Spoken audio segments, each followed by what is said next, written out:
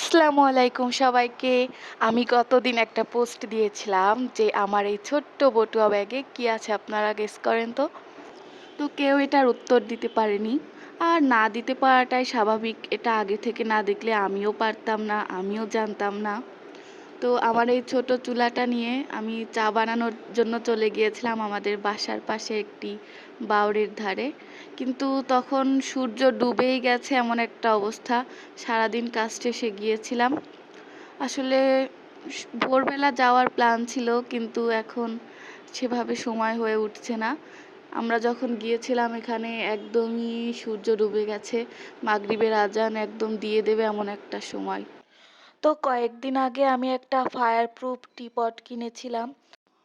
সময়ের অভাবে টিপটটা ব্যবহারই করা হয় না।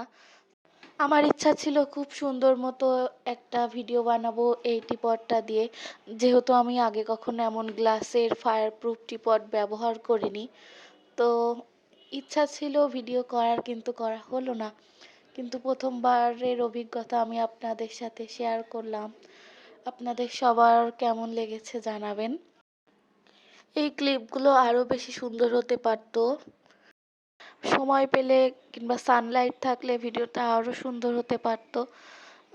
মন মতো হয়নি এটা, তবুও আপনাদের সবার সাথে শেয়ার করলাম। আশা করি আপনাদের সবারই ভালো লাগবে। আর ভিডিওতে লাইক করুন। আনলিমিটেড তরকারি, একটা সিদ্ধ ডিম, এক টুকরো পেঁয়াজ, একটা কাঁচা লঙ্কা, মাত্র 30 টাকা।